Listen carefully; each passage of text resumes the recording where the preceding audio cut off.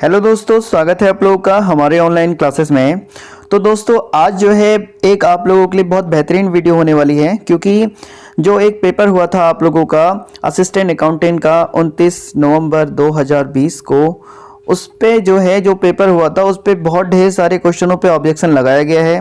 और इस वीडियो में आप लोगों को जो है आज ये जानकारी मिल जाएगी कि कितने जो है क्वेश्चन है हमारे ऐसे जिन पर ऑब्जेक्शन सब लोगों ने लगाया है। साथ ही दोस्तों मैं आप लोगों को बताऊंगा कि इतने कैसे इस जो ये आप लोगों की वीडियो होने वाली है इसमें कितने क्वेश्चन हैं जिनके आंसर बिल्कुल चेंज हो जाएंगे। सबसे पहले तो हम जानेंगे कि चेंज किसके आंसर कन्फर्मली 100% किसके आंसर चेंज हो जाएंगे और किसके आंसर 100% चेंज नहीं होंगे ये भी जानेंगे, और किसके आंसर ए बी में आ सकते हैं ये भी पता चलेगा आप लोगों को, और कौन से क्वेश्चन डिलीट होंगे, डिलीट वाले क्वेश्चन भी संभावना किसकी है डिलीट होने की क्वेश्चन की। तो इतने सभी क्वेश्चनों के आंसर आप लोगों के इस वीडियो में मिल जाएगी। आप लोग अंत तक इस वीडियो को देखते रहें। साथ ही दोस्तों अगर इसके अलावा भी और अगर आप लोगों ने कोई क्वेश्चनों पे ऑब्जेक्शन करा है तो आप लोग मुझे व्हाट्सअप कर सकते हैं, हमारा जो व्हाट्सअप ग्रुप है मुझे बता सकते हैं, और आप लोग कमेंट भी कर सकते हैं साथ में दोस्तों। और फिलहाल ये जितने भी मैंने क्वेश्चन लिए हैं ये बहुत ढेर सारे हैं, आप लोगों ने जितना एक्सपेक्ट किया होगा उससे कहीं ज़्यादा हैं, तो वीडियो अंत तक जरूर देखिए। सबसे पहले हम लोग बात करेंगे जो बिल्कुल ही जिनके आंसर चेंज करेगा आयोग, क्योंकि उसने आंसर की में ही गलत दिए थे। तो सबसे पहले हम बात करेंगे उसकी। तो देखिए सबसे पहला क्वेश्चन ही देखिए आप लोग, जो पहला क्वेश्चन तो नहीं, इसमें जो भी है ये क्वेश्चन मैं जो पहले लेके आया हूँ वो देख सकते हैं आप लोग।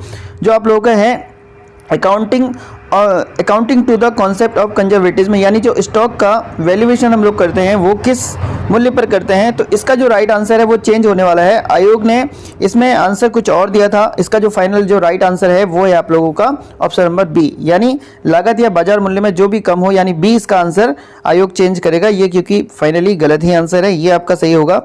चलिए अगले क्वेश्चन को देख लेते हैं। अगला क्वेश्चन है आप लोगों का, यह है आप लोग का पार्टनरशिप को लेकर, जिसमें बोला गया था कि नाम पूछा था थर्ड पार्टनर का in case of Gardner versus Murray, जो आप लोगों का एक केस था उसमें। तो तीसरे जो साझेदार था उसका नाम पूछा था, उसका नाम जो इसका है उसका right answer option number C है, विल्किंस है। तो आप लोग देख सकते हैं उसने कुछ और अन्य नाम दिया था, शायद फिशर दिया था आई थिंक। तो इसका आंसर बिल्कुल चेंज होगा अगर आप लोगों ने किया है तो इसका आंसर विल्किंस हो जाएगा, इसमें ए बी होने की कोई भी संभावना नहीं है।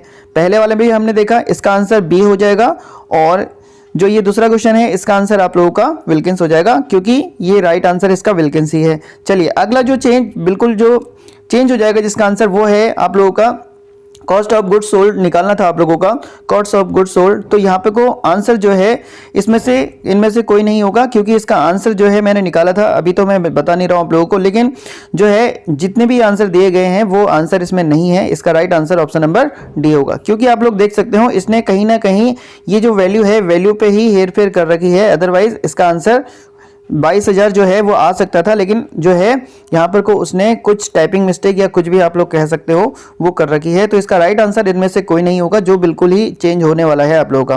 तो अब तक आप लोगों ने देखा 3 क्वेश्चन तो आप लोगों के ऐसे हैं, 3 क्वेश्चन आप लोगों के ऐसे हैं जिनके आंसर बिल्कुल 100% जो है चेंज हो जाएंगे। ठीक है, ये तो 100% है, इनके आंसर चेंज होंगे। अगर आप लोगों ने करे हैं तो 3 मार्क्स आप लोगों के ये बढ़ेंगे। चलिए अब बात करते हैं ऐसे कितने आंसर्स हैं जो डिलीट होने की संभावना है, अब हम लोग उनको देख लेते हैं। देखिए अब डिलीट वाले क्वेश्चन है। सबसे पहला तो जो सबसे ज्यादा ऑब्जेक्शन लगा है इस पे लगा है कि gratuity receive by government employ. तो देखिए दोस्तों यहाँ पे को हम लोग ये देखते हैं कि जो ग्रेजुएटी है वो जो हमारे गवर्नमेंट एम्प्लॉय होते हैं उन पे जो है फुली टैक्सेबल होती है, लेकिन यहाँ पे जो है एग्जाम जो आप लोगों के क्वेश्चन पेपर में दे रखा है फुली टैक्सेबल दे रखा है, फुली टैक्सेबल नहीं होती है, आप लोगों का जो है फुली एग्जेम्प्ट होती है, फुली एग्जेम्प्ट होती है। तो आप लोग याद रखेंगे पूर्णतः कर मुक्त होती है, ये पॉइंट आप लोग याद रखेंगे। लेकिन आंसर जो आयोग ने दे रखा है 20 लाख रुपए दे रखा है, अब वो किस हिसाब से दे रखा है वो भी समझ लीजिए। जो आप लोगों के जो प्राइवेट और जो हमारे नॉन गवर्नमेंट एम्प्लॉय होते हैं उनको 20 लाख रुपए तक की ग्रेजुएटी माफ होती है। तो एक तरीके से लॉजिकल ये क्वेश्चन हो सकता है कि अगर हम बात करें कि गवर्नमेंट एम्प्लॉय को तो छूट है ही है, चाहे वो 20 लाख हो या उससे पहले की हो, तो 20 लाख रुपए तक जो है वो छूट है किन के लिए, सब लोगों के लिए। तो इस तरीके से वैसे तो बनता नहीं है कोई भी तर्क कि इसका आंसर 20 लाख होगा, लेकिन जहां तक उम्मीद है ये आंसर आप लोगों का डिलीट होगा। और हाँ मैं आप लोगों को बता दूं, काफी आप लोगों को कंफ्यूजन है कि जो डिलीट होते हैं ना क्वेश्चन डिलीट, उसके मार्क्स आप लोगों के माइनस हो जाएंगे। तो माइनस नहीं होंगे उसके मार्क्स, ना ही आप लोगों का आयोग जैसे मान लीजिए 2 क्वेश्चन डिलीट हुए तो 98 पे मेरिट नहीं बनाएगा, वो मेरिट आपका 100% पे ही बनाएगा। यानी आप लोग समझ लीजिए अगर कोई क्वेश्चन डिलीट होता है तो आप लोगों के मार्क्स अगर अभी सही हो रखे हैं तो वो आप लोगों के कम नहीं होंगे, वो आप लोगों के उतने ही रहेंगे, क्योंकि जो है वो कॉमन मार्क्स हो जाता है। ये हम डिलीट करना नहीं कहेंगे इसको, ये कॉमन कर देता है। यानी कॉमन का मतलब हो गया है ये नंबर आप लोगों के सबको मिल जाएगा। अगर वो डिलीट ऑप्शन में देता है या कॉमन करता है तो डिलीट या कॉमन दोनों का एक ही मतलब है। आयोग ने आज तक का जितने भी क्वेश्चन डिलीट किए हैं उसके मार्क्स एज ए सबको कॉमन रूप से दे दिए गए हैं। तो पहला क्वेश्चन तो यह है जो डिलीट होने की संभावना है। चलिए, तो अगला जो है आप लोगों का एक क्या है, इस पे भी जो सेक्शन पूछा गया है कंपनी ऑडिटर के अपॉइंटमेंट पर, यहां पर को भी जो है काफी लोगों ने, क्योंकि नई बुकों में जो सेक्शन है इसका 139 से लेके आप लोग देख सकते हैं 147 48 तक का आप लोगों का ऑडिटर का जो है अपॉइंटमेंट हो गया, और जितने भी उसके वर्क हो गया, फंक्शन हो गया, जो भी उसका काम दे रखे हैं वो 39 से लेके 149 तक का लगभग दे रखे हैं। तो यहाँ पर को जो आयोग ने आंसर दे रखा है वो दे रखा है 224। अब ये भी आंसर उसने सही दे रखा है। वो सही क्यों दे रखा है? क्योंकि जो पुराना आप लोगों का कंपनी एक्ट था 1956, तो वहां पर को उसके अकॉर्डिंग ये आंसर सही है, लेकिन आज की डेट में ये तो एग्जिस्ट करता ही नहीं है। तो इस तरीके से देखा जाए तो इसकी भी डिलीट होने की संभावना है, इसीलिए मैंने ये कंसिडर किया है, क्योंकि काफी लोगों ने इस पे भेज रखा है ऑब्जेक्शन। तो दूसरा क्वेश्चन आप लोग का डिलीट वाला ये बन गया। एक क्वेश्चन की संभावना और बनती है डिलीट की, वो है आप लोगों के सामने ये। वो क्या है देख लीजिए, रिबेट ऑन बिल डिस्काउंट। तो देखिए अब मैं इसको डिलीट होने के लिए क्यों बोल रहा हूं, क्योंकि काफी लोगों ने जो है इसमें एडवांस इनकम मानी है इनकी, ठीक हो गया, और काफी लोगों ने इसमें जो है एक्रूड इनकम मानी है, और आयोग ने शायद आई थिंक इसमें लायबिलिटी आंसर दे रखा है। तो देखिए दोस्तों, मैं आप लोगों को बता दूं, जो भी हमारा बिल डिस्काउंट होता है तो वहां पर को ऑनर, अगर मैं बात करूं जो भी बिजनेस होती है तो बिजनेस ये दोनों डिस्काउंट जो रिबेट होती है ये हम दोनों कंडीशन पे दे सकते हैं, या जब उसको मिल रही होगी तब भी हम लोग उसका रिकॉर्डिंग करते हैं, और जब हम किसी को रिबेट देते हैं तब भी करते हैं, और जब रिबेट हमें मिलती है तब भी करते हैं। तो इसलिए इस क्वेश्चन में कहीं पर भी डिफाइन नहीं किया है कि रिबेट आप लोगों को दी जा रही है या ली जा रही है, क्योंकि दोनों का ट्रीटमेंट जो है बिजनेस के द्वारा किया जाता है। चलिए, तो ये 3 क्वेश्चन थे आप लोगों के जो डिलीट होने की संभावना है। इसमें से अगर 3 नहीं भी तो ये मान के चलिए 2 तो मे भी शायद डिलीट हो सकते हैं, जो पहले के 2 हैं। अब इसको आयोग ना जाने क्या करेगा, हो सकता है AB भी दे सकता है इसका, या तो इसका आप लोग 3 आंसर वैसे बनने की संभावना है। कौन सा? एक तो आप लोगों की एडवांस इनकम बन सकती है इसमें, और एक आप लोगों का एक्रूड इनकम बन सकती है। काफी लोगों ने इनकम भी लगा रखा है, काफी लोगों ने लायबिलिटी लगा रखा है। आई थिंक मेरे हिसाब से डिलीट होने की संभावना इसमें बन सकती है, क्योंकि जब तक का डिफाइन नहीं करेंगे हम लोग कि ये हमें रिबेट दी जा रही है या ली जा रही है, तो तब तक हम इसको कंफर्मली नहीं बता सकते हैं कि इसमें आंसर क्या होगा। तो दोस्तों, ये 3 क्वेश्चन हो गए आप लोगों के जो डिलीट होने की संभावना है। चलिए, अब अगले क्वेश्चन को देख लेते हैं। अब मैं वो क्वेश्चन लेके आ रहा हूं आपके सामने जहां पे आंसर जो है A या B हो सकते हैं, या ऐसा भी हो सकता है जिसका आंसर चेंज होगा, वो मैं डिस्कस करूंगा उस क्वेश्चन में। चलिए देखते हैं, अगला प्रश्न देख लेते हैं। अगला प्रश्न जो आप लोगों का जो है यहाँ पे डिलीट होने की संभावना इसमें भी बन सकती है। इसमें क्यों बन सकती है मैं आप लोगों को बता दूं। देखिए, ये क्वेश्चन क्या है, यहाँ पर को बोला गया है कि जो X लिमिटेड है वो Y की जो है सब्सिडी है, नहीं YX की सब्सिडी है, ये बोला गया है। चलिए, मैं आप लोगों को पूरा सारांश बता दूं। देखिए, इस क्वेश्चन में क्या बोला गया था, X Y का रिलेशन दिया था और Z का और Y का रिलेशन दिया था, लेकिन जो पूछा गया है X लिमिटेड का Y से संबंध पूछा हुआ है। अब आप लोग देख सकते हो, जब X का Y से जो रिलेशन पूछा गया है वो ऑलरेडी आप लोगों का पहले ही पॉइंट पे आप लोगों का दे रखा है। X की लिमिटेड जो है वो Y जो है सहायक कंपनी है, यानी ये बोलना चाह रहा है जो X है उसकी सब्सिडी कंपनी Y है। ये इसने ऑलरेडी पहले ही बोल दिया है क्वेश्चन में, लेकिन पूछा क्या गया है, पूछा भी वही क्वेश्चन गया है कि X और Y का क्या संबंध है। तो जब ऑलरेडी क्वेश्चन में गिवन दे रखा है तो पूछने का कोई औचित्य नहीं बनता है, लेकिन फिर भी एक लॉजिकल तौर पे अगर हम लोग देखेंगे तो इसका जो आंसर जो है वो आंसर जो आयोग ने दे रखा वो बनता है। वो मैं आप लोगों को बताता हूं क्या। देखिए, इसमें ऐसा हो सकता है कि ये डिलीट हो जाए, क्योंकि रिलेशन इसमें एक्स वाई का दे रखा है, और जो भी ऑप्शन दे रखे हैं यहाँ पर को देखो, एक्स जेड का रिलेशन दे रखा है, जेड एक्स का रिलेशन दे रखा है, जेड एक्स और जेड लिमिटेड, लेकिन जेड का ही रिलेशन दे रखा है, ठीक हो गया। तो यहाँ पर को आप लोग देख सकते हो एक्स और वाई का रिलेशन सिर्फ यहाँ पे को दे ही नहीं रखा है, आप लोग एक तरीके से यहाँ पे देख सकते हैं। अब मैं आप लोगों से एक पॉइंट बता देता हूँ। देखिए, इसका आंसर जो आयोग ने दे रखा है ना, वो कैसे दे रखा है वो लोग आप समझिए। सबसे पहले पॉइंट इसने दे रखा है वाई लिमिटेड सब्सिडी है एक्स की, तो यानी एक्स होल्डिंग कंपनी है और उसकी सब्सिडी है आपकी वाई, ठीक है, आप लोग ऐसे समझिएगा, ये इसकी सब्सिडी है। अच्छा, इस पूरे रूल्स को समझाने से पहले मैं आप लोगों को बता दूं एक पॉइंट, आप लोग समझिए, जब भी कोई सब्सिडी कंपनी की सब्सिडी कोई कंपनी होती है, तो जिसकी जो सब्सिडी होती है, जो holding company, main holding company होती है, जो सब्सिडी की सब्सिडी होती है, वो ऑटोमेटिकली उसकी सब्सिडी कंपनी बन जाती है। ये एक कॉमन रूल है जो आप लोगों ने पढ़ा होगा कंपनी वाले टाइप्स ऑफ कंपनी में, ठीक है। चलिए अब मैं बताता हूं, यहां पे एक पॉइंट तो इसने ये बोला था, फिर इसने बोला है कि जो जेड लिमिटेड है वाई की सब्सिडी कंपनी है, तो यहां पर को वाई की सब्सिडी कंपनी जेड हो गई, ठीक है। तो इस प्रकार से ये इसकी सब्सिडी हो गई, तो इसकी होल्डिंग ये हो गई और इसकी होल्डिंग ये हो गई, एक तरीके से ये हो गया क्वेश्चन आप लोगों का। लेकिन अगर ये इसकी सब्सिडी है किसकी, वाई की, तो ये ऑटोमेटिकली इसकी सब्सिडी हो जाएगी, आप लोग ये याद रखेंगे। तो देखिए ऑप्शन में, देखिए ऑप्शन में सेकंड ऑप्शन इसका क्या बोलता है जेड लिमिटेड एक्स की भी सहायक कंपनी है, जो कि मैच करता है आप लोगों के इस पूरे इक्वेशन को। इसलिए इसका राइट आंसर बन जाता है बी। ऐसा हो सकता है कि डिलीट हो जाए क्योंकि क्वेश्चन ये है, लेकिन लॉजिकल तौर पे ये क्वेश्चन आप लोगों का सही है, आंसर सही है इसका। हो सकता है कि डिलीट हो सकता है, ऐसा पॉसिबिलिटी नहीं है कि नहीं होगा, ठीक है, पॉसिबिलिटी बनती है डिलीट होने की। चलिए अगले प्रश्न को देख लेते हैं।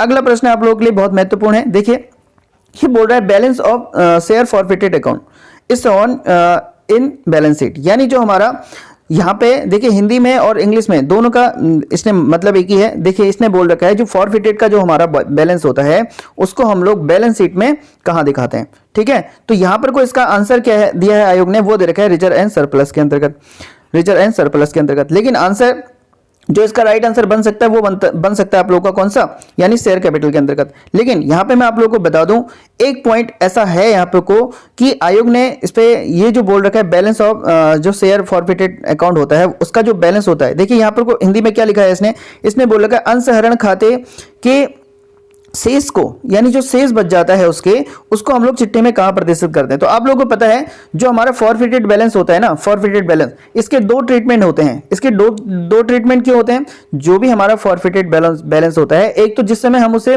फॉरफिटेड करते हैं उस समय का बैलेंस होता है, और एक उस समय होता है जब हम उसे रीइश्यू कर देते हैं। तो दोनों कंडीशन, एक यहाँ पर को कंडीशन के आधार पर हम लोग फॉरफिटेड बैलेंस, नाम तो एक ही है, तो इसको अगर हम लोग देखा जाए कि एक ट्रीटमेंट हमारा लास्ट टाइम पे जब हमारा रीइश्यू करने के बाद बच जाता है हमारा बैलेंस, एक वहां पे हो सकता है, और एक हमारा स्टार्टिंग में अगर हमारे रीइश्यू नहीं हुए हैं और बैलेंस शीट की डेट आ गई है, अगर ऐसा भी उसने गिवन नहीं किया है, तो एक तरीके से इसके आंसर जो है आप लोगों का ए और बी बन जाता है। अच्छा, ए क्यों बनता है, सोचिए, जब लास्ट हमने रीइश्यू कर दिए हैं, ए और बी नहीं, ए और सी बनेंगे, सॉरी, इसका आंसर जो बन सकता है वो ए और सी आने की संभावना है, ठीक है, ए और सी आने की संभावना है।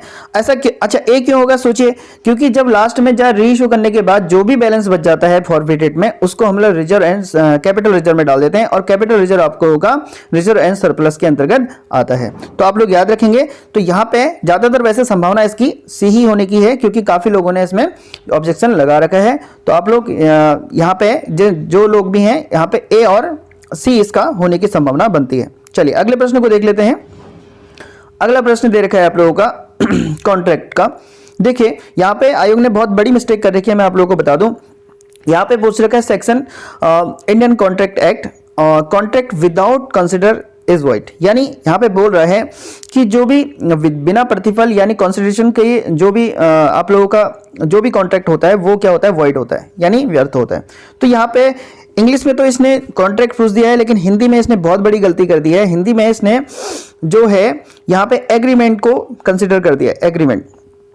एग्रीमेंट के अकॉर्डिंग इसका आंसर 25 है, ठीक है, हिंदी के क्वेश्चन के अकॉर्डिंग इसका आंसर 25 है, लेकिन इंग्लिश के पॉइंट ऑफ व्यू से इसका आंसर 2D ही बनता है। आप लोग देख सकते हैं, क्योंकि यहाँ पे इसने कॉन्ट्रैक्ट पूछ दिया है, यहाँ पे इसने ठहराव पूछ दिया है। यहाँ पे ठहराव की जगह उसने अनुबंध लिखना चाहिए था, या यहाँ पे कॉन्ट्रैक्ट की जगह उसने क्या है एग्रीमेंट लिखना चाहिए था। तो या तो ये क्वेश्चन तभी सही होता, यहाँ पे अनुबंध लिखना चाहिए था, तब ये क्वेश्चन सही हो जाता। लेकिन इतना जरूर है, आप लोगों के क्वेश्चन पेपर में एक चीज लिखी जाती है, आप लोग याद रखेंगे कि जो भी इंग्लिश वर्जन होता है आप लोगों का, जो भी टाइपिंग इंग्लिश होती है, उसी को 100% वो लोग मान्य करते हैं, यानी आप लोग इस पे ऑब्जेक्शन नहीं कर सकते हैं, लेकिन ऑब्जेक्शन किया गया है तो ऐसा भी हो सकता है, क्या पता आयोग इसका आंसर जो है पॉसिबिलिटी है इसका आंसर ए और सी इसका भी कर सकता है। इसलिए निराश ना हो जिसने 25 लगा रखा, क्योंकि हिंदी के अकॉर्डिंग 25 ही बनता है इसका, क्योंकि जो एग्रीमेंट है हमारा उसका बिना प्रतिफल का ठहराव जो व्यर्थ है वो आप लोगों का 25 में ही दे रखा है, लेकिन इंग्लिश इसका कुछ और है, ये कॉन्ट्रैक्ट पूछ रहा है ना कि एग्रीमेंट। चलिए अगले क्वेश्चन की तरफ चलते हैं।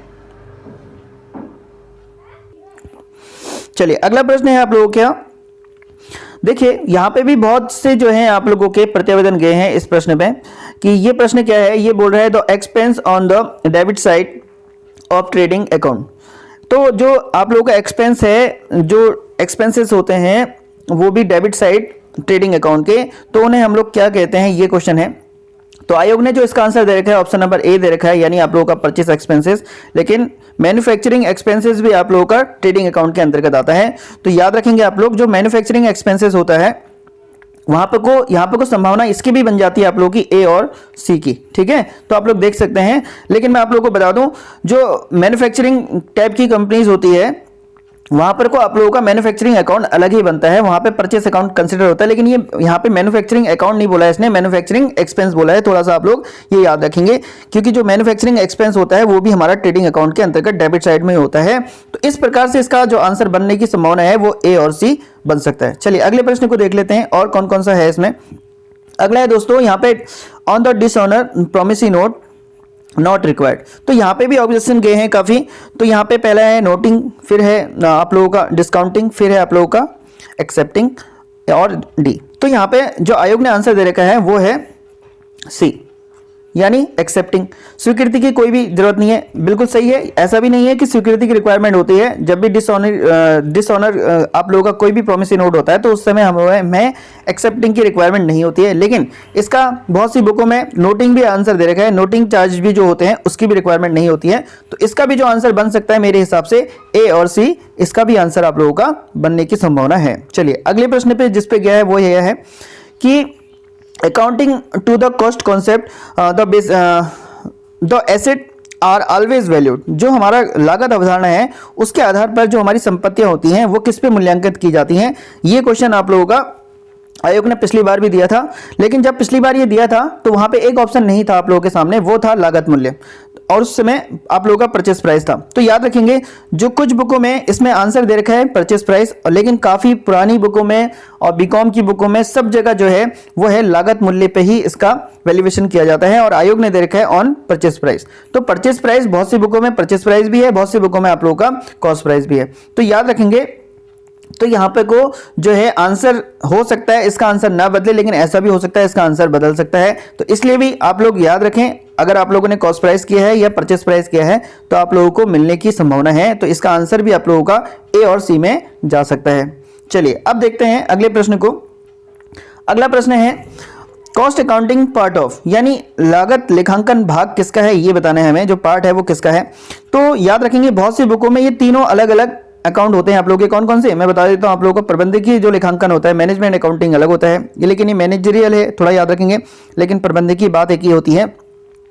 दूसरा आप लोगों का फाइनेंस अकाउंटिंग, कॉस्ट अकाउंटिंग, ये तीन पार्ट होते हैं अलग अलग। लेकिन हम लोग 11-12 की बुकों में देखते हैं तो वहां पे को जो हमारा कॉस्ट अकाउंटिंग है वो फाइनेंशियल का ही पार्ट है, और ये क्वेश्चन आयोग कई बार पूछ चुका है। तो काफी सर्च करने के बाद जो मुझे मिला है तो इसका आंसर जो है आयोग ने हमेशा फाइनेंशियल अकाउंटिंग को ही दे रखा है, जो कि उसने अपने ऑप्शन में दे रखा है। तो हो सकता है, क्या पता मे बी ये क्वेश्चन ऐसा भी हो, कहीं ऐसा ना हो डिलीट हो जाए, कहीं ऐसा ना हो ये ए भी आप लोगों का ए भी तो नहीं होगा क्योंकि मैनेजमेंट का पार्ट नहीं है, क्योंकि ये जो है आप लोगों का बहुत सी बुकों में अलग अलग तीनों अकाउंटिंग दे रखी हैं। तो ऐसा हो सकता है कोई नहीं भी हो सकता है इसमें से, या फिर ऐसा हो सकता है डिलीट भी हो जाए। तो इस क्वेश्चन को थोड़ा सा लेके काफी कंफ्यूजन बना पड़ा है सब लोगों में, क्योंकि तीनों अकाउंटिंग अलग अलग होती हैं। लेकिन आप लोगों के बहुत सी बुकों में दे रखा है कि फाइनेंशियल अकाउंटिंग का पार्ट आप लोगों का लागत लेखांकन, जो कॉस्ट अकाउंटिंग का पार्ट होता है, पार्ट आपका ये इसका पार्ट है, किसका, फाइनेंशियल अकाउंटिंग का। लेकिन इससे पहले भी आंसर आ चुके हैं, तो इस हिसाब से क्या पता चेंज ना भी करें। इस क्वेश्चन में कुछ भी हो सकता है, आप लोग याद रखेंगे। इसमें भी आप लोगों का प्रतिवेदन गए हैं। चलिए अगले क्वेश्चन को देखते हैं। अगला क्वेश्चन है आप लोगों का कि जो होल्डिंग कंपनी होती है उससे क्या आशय है। तो यहाँ पे मैं आप लोगों को बता दूं, इसका जो राइट आंसर होने वाला है ना, काफी लोगों ने इसमें प्रतिवेदन किए हैं, इसलिए क्वेश्चन को लेके आया हूं।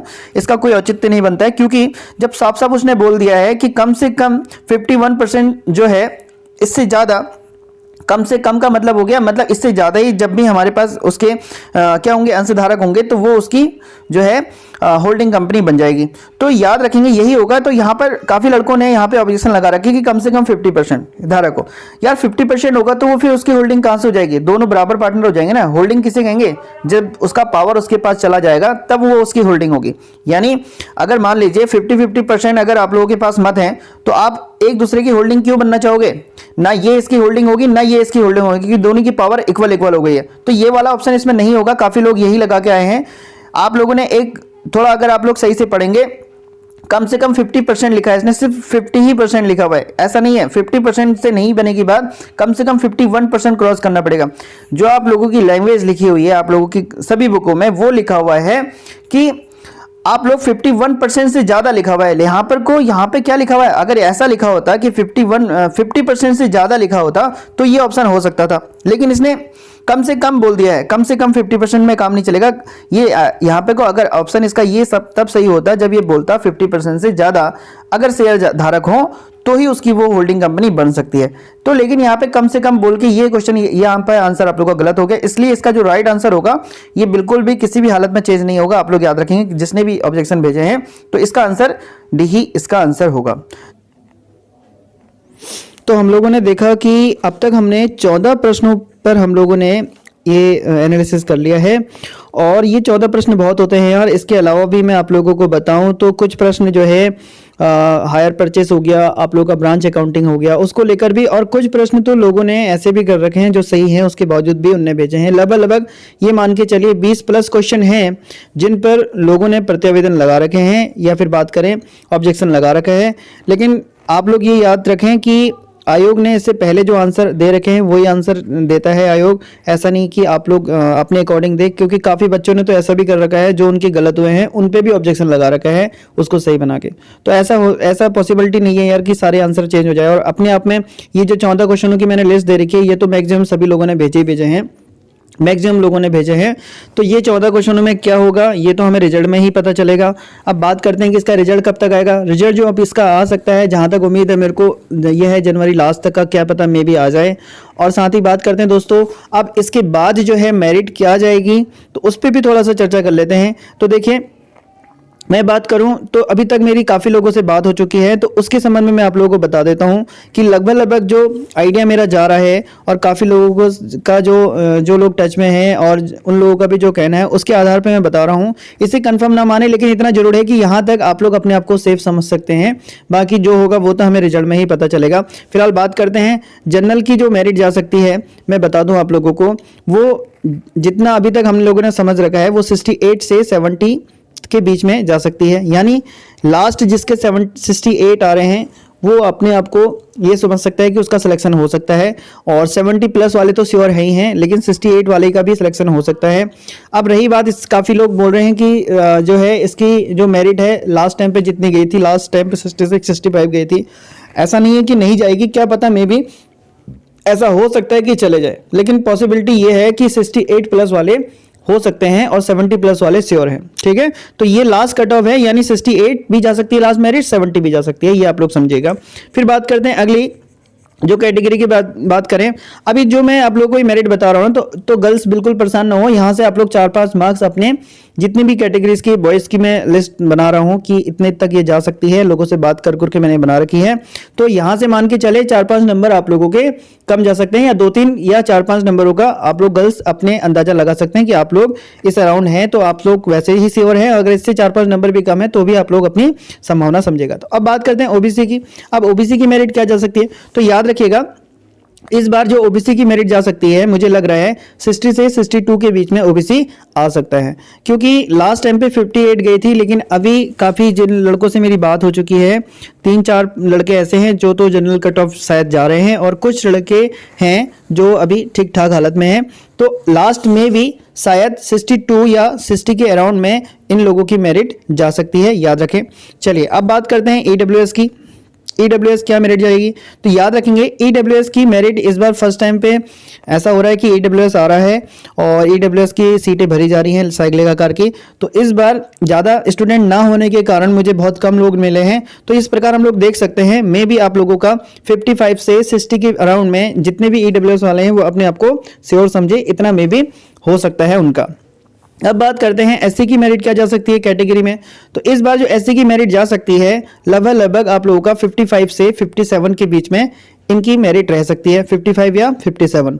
तो आप लोग याद रखेंगे कि अगर 55 57 आप लोगों के आ रहे हैं तो आप लोग अपने आप को श्योर माने, हो सकता है मे भी इससे नीचे चले जाए, अदरवाइज इतनी तक जा सकती है 55 तक का। अब देखते हैं एसटी की मेरिट। एसटी की मेरिट क्या जाएगी, तो देख लीजिए एसटी की मेरिट आप लोगों की जा सकती है अराउंड में 50 से 55 के बीच में। तो यहाँ पर को आप लोग देख सकते हैं, अगर आप लोग इस कैटेगरी में आ रहे हैं, अगर आप लोग देख रहे हैं तो आप लोग अच्छे से तैयारी स्टार्ट कर दीजिए। और मैं बात करूं कि 68, अब यहाँ पे ये बिल्कुल ना माने यार कि 68 में ही सिलेक्शन होगा। आप लोग जो 65 से आप लोगों जो जितने भी लोग हैं 65 से 66 68 के रेंज में यहाँ पर को भी पॉसिबिलिटी बनती है, ऐसा नहीं है कि नहीं बनेगी, क्योंकि अभी तक जो 70 प्लस वाले बॉयज़ मेरे को मिल चुके हैं, गर्ल्स हैं या फिर बॉयज़ हैं, तो वो मेरे को 10 से 15 उनकी संख्या हो चुकी है 70 प्लस जो अभी तक जा रहे हैं। ठीक है, और ऐसे भी हो सकते हैं कुछ हिडन लोग भी हो सकते हैं, जैसे मान लीजिए 5000 लोगों ने एग्ज़ाम दे रखा है, तो 5000 लोगों ने एग्ज़ाम दे रखा है, तो ये मान के चलें आप कि हम लोग कितने लोगों के टच में हो सकते हैं, कुछ लोग हिडन हो सकते हैं, जो 5-7 लोग ऐसे भी हो सकते हैं जो नीचे जो सडनली हमें उसी में दिखाई देंगे रिजल्ट में। तो ये मान के चले, तो यहाँ तक तो मैं ये कंफर्म वाला है। अब नीचे तो अब एग्जैक्ट कितनी जाएगी ये तो हमें फाइनल रिजल्ट ही बताएगा, और रिजल्ट आने की जो उम्मीद है आप लोगों की वो आएगा आप लोगों का जनवरी की लास्ट तक का। बात भी हुई थी आयोग में, तो वो बोल रहे थे कि जनवरी में निकालेंगे, लास्ट तक का आप लोगों का रिजल्ट भी आ सकता है। साथ ही दोस्तों, अगर आप लोग लेखा लिपिक और आप लोग सहायक लेखाकार के जो आगामी जो पोस्ट आने वाली हैं उनकी तैयारी कर रहे हैं और रिवीजन के तौर पर अगर आप मेरे कोर्स से जुड़ना चाहते हैं तो मेरा एक कोर्स चल रहा है ऑनलाइन, और ये जो स्टार्ट होने वाला है 5 जनवरी से आप लोग देख सकते हैं, आप लोग जुड़ सकते हैं। इसमें हम लोग बहुत ही बेसिक से बेसिक अकाउंटिंग कर रहे हैं और बेसिक अकाउंटिंग कर रहे हैं, जिसमें मैंने फीस मात्र जो है 500 रुपये रखी गई है, और इन नंबरों पर आप लोग मुझसे कॉन्टैक्ट कर सकते हैं। इसमें आप लोगों को मैं प्रैक्टिस सेट भी करवा रहा हूँ, साथ में आप लोगों को PDF के रूप में क्वेश्चन भी अवेलेबल करवा रहा हूँ। तो आप लोग चाहें तो मेरे इस कोर्स से जुड़ सकते हैं। हम लोग जो है आप लोगों को जितने भी आप लोगों के एग्जाम से रिलेटेड पॉइंट हैं वो आप लोगों को स्पेशली कराए जा रहे हैं टॉपिक वाइज, साथ ही टॉपिक वाइज आप लोगों को MCQs भी प्रोवाइड हो रहे हैं। तो आप लोग जो है हमारे कोर्स से जुड़ सकते हैं, और जो ये क्लासेस चलने वाली हैं ये क्लासेस आप लोगों को वीडियो के माध्यम से दी जाती हैं, जिसको आप लोग कई बार तक देख पाओगे जब तक आप लोगों का एग्जाम नहीं होता है तब तक आप लोग इसे देख सकते हैं। चलिए दोस्तों, तो अगर आप जुड़ सकते हैं तो जुड़िएगा हमारे कोर्स से, और अगर कोई और जुड़ना चाहता है जिसे बेसिक अकाउंटिंग से सीखना है तो उस तक का ये जानकारी जरूर पहुंचाइएगा। चलिए फिर मिलते हैं अगली महत्वपूर्ण वीडियो के साथ। धन्यवाद।